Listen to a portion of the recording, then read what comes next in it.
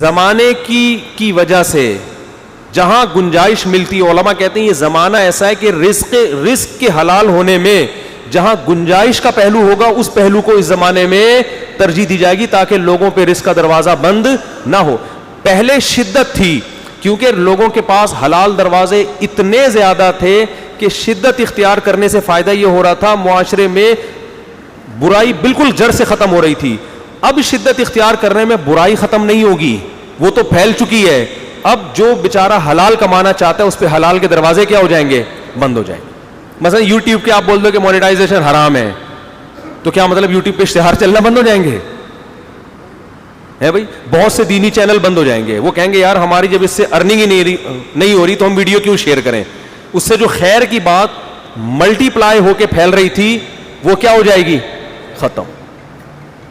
اور جو گانے اور فلموں والے چینل ہیں ان کو تو حلال حرام کی پرواہ نہیں، وہ دھڑا دھڑ کریں گے. بہت سے دینی چینل ایسے ہیں جو ارننگ کا ذریعہ ہیں، جو اس لیے نہیں پروموٹ کر رہے ہوتے علماء کی تقریروں کو کہ علماء کی تقریر، وہ کہتے ہیں بھائی ہماری کمائی کا ذریعہ ہے. تو ہم کہتے ہیں چلو فلموں کو پروموٹ نہیں کر رہے، کس کو پروموٹ کر رہے ہو؟ علماء کے بیانات. اور باقی جو ڈانس ماس اور یہ اشتہارات اس قسم کے آ جاتے ہیں وہ یوٹیوب پہ ویسے ہی اتنے ہیں کہ اس کے لیے کسی کو ان کے چینل کے اشتہار دیکھنے کی ضرورت نہیں ہے. یعنی اس میں کوئی وہ بھی نہیں ہے کہ آپ اس مونیٹائزیشن کو بند کر دو تو معاشرے میں خیر کا اتنا غلبہ ہو جائے گا کہ یوٹیوب پہ بیچارہ تلاش کرتا رہے گا کسی لڑکی کا مجھے کوئی چہرہ نظر آ جائے اور بیچارہ شرمندہ ہو کے واپس آئے گا، بولے گا ہائے یوٹیوب پہ تو حج عمرے کے علاوہ مجھے کچھ نظر. تو اب حکمت اور مصلحت کا تقاضا کیا ہے؟ بھائی اس پہلو کو ترجیح دو، اس پہلو کو نظر انداز کرو. کوئی اپنے طور پر تقوی کی انتہا کو پہنچے اور کہے نہیں بالکل نہیں تو بہت اچھی بات ہے. سمجھتے ہو بات کو؟ تو ایسے ہی ہے جیسے ہم ڈاکٹر ذاکر نائک کو مشورہ دیں کہ لیڈیز کو کمرے سے باہر نکال دو، یہ سب کو ادھر بٹھاؤ درمیان میں تمبو. کیا پتہ یہ ٹکٹکی باندھ کے بندہ آیا ہے میں ڈاکٹر ذاکر نائک سے توحید سیکھنے آ رہا ہوں اور اصل میں آیا ہوں اپنی سیٹنگ کے چکر میں. امکان تو ہے نا. ڈاکٹر ذاکر نائک بولے گا ابے تو تھوڑی دیر کے لیے اپنی اس فلسفے کو ایک طرف رکھ لے، جو دعوت پھیل رہی ہے نا یہ اس کا بیڑا غرق ہو جائے گا. تو چھوٹے فساد کو برداشت کیا جائے گا بڑے فساد سے بچنے کے لیے. اسی وجہ سے میری ایک ناقص رائے ہے کہ اس زمانے میں کم از کم جمعے کی نماز میں خواتین کو مسجد میں آنے کی اجازت دینی چاہیے. وجہ اس کی یہ کہ جب فقہا نے پابندی لگائی تھی اس وقت عورتیں کہیں بھی نہیں جاتی تھیں، گھر سے باہر نکلنے میں واقعی فتنے کا اندیشہ تھا. تو بہتر یہی تھا کہ گھر میں ہی پڑھے، کیونکہ شریعت میں عورت کے مسجد میں آنے کی ترغیب تو سرے سے ہے ہی نہیں. تو بھائی جب ترغیب بھی نہیں تو گھر میں رہو. اب عورت دنیا کی ہر جگہ جا رہی ہے. اب اگر آپ نے جمعے کا اس لیے کہہ رہا ہوں کہ اس میں بیان بھی ہوتا ہے، اب اگر آپ پابندی لگاؤ گے نا بیان کے، جمعے کی نماز کے بہانے بہت سی عورتیں بیان سننے آ جائیں گی. صرف بیان دیکھو یہاں ابھی کتنا مجمع ہے اور جمعے کو 10 گنا زیادہ ہوتا ہے کیونکہ نماز ہے. تو جمعے کی نماز میں ایک اٹریکشن ہے. تو اس لیے میری رائے یہ ہے کہ بھائی اب عورت کو جمعے کے دن مسجد میں آنے دینا چاہیے، کیونکہ اصل حکم تو یہی ہے نا اسلام کا، وہ تو ایک وقتی پابندی تھی. تو جب رسول اللہ صلی اللہ علیہ وسلم کا جو قول ہے کہ عورت کو مسجد میں آنے سے مت روکو، اس قول کو ہم نے تعویل کی اس میں کہ بھئی فساد زمان ہے. جیسے حضرت عائشہ نے فرمایا کہ نبی ہمارے زمانے کی عورتیں دیکھ لیتے تو پابندی لگا دیتے. تو امی عائشہ نے نبی کے قول کی تعویل کی نا کہ بھئی یہ اس صورت میں ہے کہ فساد کا اندیشہ نہ ہو. اب چونکہ فساد کا اندیشہ ہے تو اب پابندی لگ سکتی ہے. اسی بیس پہ امام حنیفہ نے بھی فتویٰ دیا کہ نہیں جانا چاہیے. تو میں یہ کہہ رہا ہوں کہ جب نبی کے قول کی تعویل کی جا سکتی ہے تو امام ابو حنیفہ کے قول کی تعویل کیوں نہیں کی جا سکتی کہ بھئی انہوں نے روکا اس لیے تھا کہ اس زمانے میں نہ آنے میں فساد تھا. اب ہم نہ آنے میں آنے میں فساد تھا. اب ہم دیکھیں گے کہ آنے میں فساد ہے یا نہ آنے میں. آپ کہہ سکتے ہیں جب اس زمانے میں آنے میں فساد تھا تو اب کیوں نہیں ہے. میں کہتا ہوں اب یقیناً ہے، لیکن اب نہ آنے میں دوسری نوعیت کا فساد اور زیادہ ہے. دین سیکھنے کے راستے کیا ہو گئے؟ بند.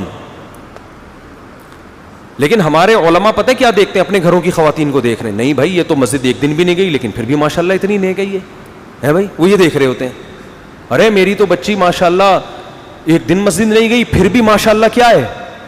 ارے بھائی آپ باہر نکل کے ان کو دیکھو، گلی محلے میں جو رہتے ہیں، آپ کالج یونیورسٹیوں میں جاؤ، آپ کو پتا چلے گا ابھی دوپٹے کا مسئلہ نہیں ہے، ابھی کلمے کا مسئلہ بنا ہوا ہے.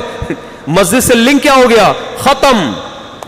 یونیورسٹیوں میں پروفیسر ان کو ایتھیزم سکھا رہے ہیں، الحاد سکھا رہے ہیں, لڑکے بے حیا بنا رہے ہیں. مسجد میں امام کی تقریر ایک ایسی چیز تھی جس میں ان کو اللہ رسول سننے کا موقع ملتا تھا, وہ دروازے آپ نے بند کر دیے. آپ کہہ سکتے ہو میڈیا سے ضرورت پوری ہو سکتی ہے.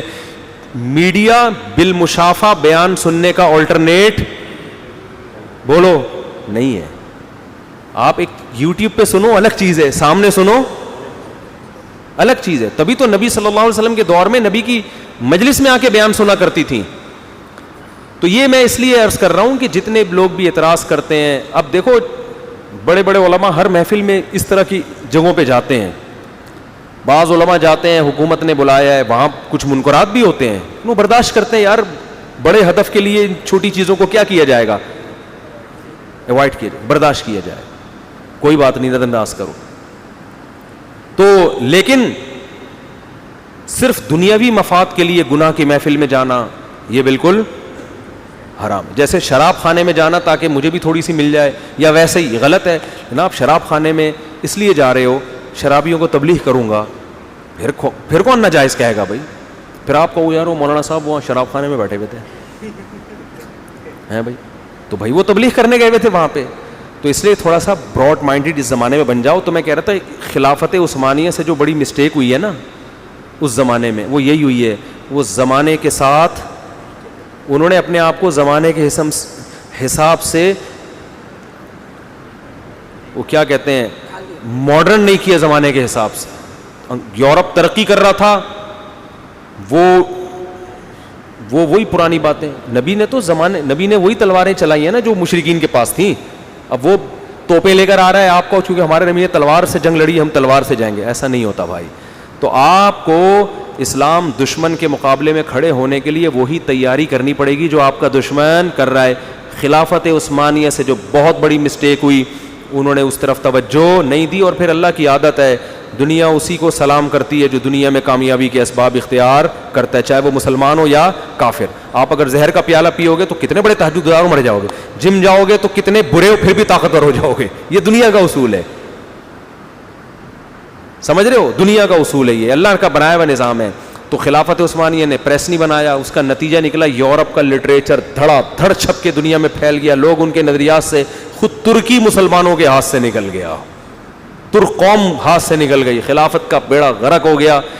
افسوس اس پر ہے, ہمارے ایک استاذ بڑی خاندانی بات کرتے ہیں, فرماتے ہیں کہ ہم لوگوں میں بڑی غلطی یہ ہے کہ ہم جو غلطی کرتے ہیں ایک تو اس کو مانتے نہیں ہیں, پھر وہی غلطی ہم دہرا کے جب شکست ہوتی ہے تو پھر اس شکست کو شکست نہیں مان رہے ہوتے, بلکہ اس شکست کو فتح مان رہے ہوتے ہیں.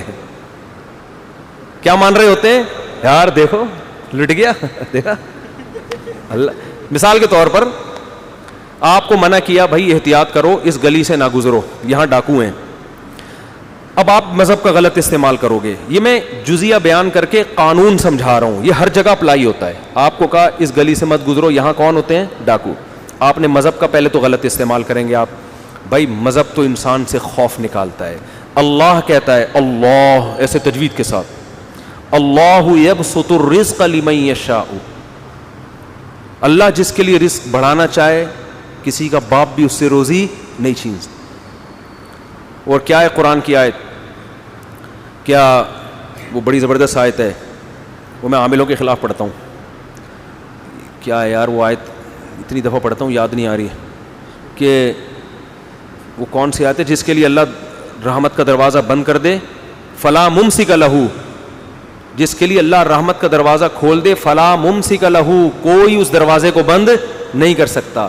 اور جس کے لیے اللہ تعالیٰ رحمت کا دروازہ کھول دے, مجھے آیت یاد نہیں آ رہی, کیا نہیں وَإِن يَمْسَسْكَ اللَّهُ بِضُرٍّ فَلَا كَاشِفَ لَهُ نہیں, یا ایھا الناس, اتنی زیادہ پڑھی ہے میں نے یہ آیت پھر بھی نہیں آ رہی. خیر ترجمہ کر دیتے ہیں نا, وقت پر ختم ہو گیا ہے. فلا مرسل له من بعدی ان یمسسک اللہ برحمۃ, اس طرح کی آیت ہے کہ یہ اس میں ہے سورہ فاطر میں. خیر اس کا مفہوم کیا ہے کہ اگر اللہ تمہارے لیے رحمت کا دروازہ کھول دے, دنیا کی کوئی طاقت اس کو بند نہیں کر سکتی, اور اللہ تمہیں نقصان پہنچانا چاہے کوئی نقصان کو دور نہیں کر سکتا. آپ نے کہا اللہ چاہے گا تو کسی کا باپ بھی میری جیب میں ہاتھ نہیں ڈال سکتا. پہلی غلطی مسلمان سے یہ ہو رہی ہے کہ آیت کا کہاں استعمال ہو رہا ہے؟ غلط استعمال. سگریٹ پی رہا ہے کسی کا باپ بھی کینسر. موت ایک دن متعین ہے. اگر میری موت متعین ہے, ٹرک کے نیچے بھی آ گیا تو نہیں مروں گا. سوری, اگر نہیں مرنا ابھی مقدر میں, اور اگر مقدر ہے تو بھائی کچھ بھی کر لو, اونٹ پہ بیٹھے ہوئے آدمی کو کتا کاٹ لیتا ہے. یہ فی نفسی بات درست ہے, اس کام کے لیے یہ دلیل درست نہیں ہے. تو آپ کیا گلی سے گزر رہے ہو, یہ دینداروں کا, ہم جیسے نالائقوں کا یہ حال بن چکا ہے ابھی. اور یہ مرض دینداروں میں زیادہ نظر آتا ہے. یہ نظریاتی بیماری ہے.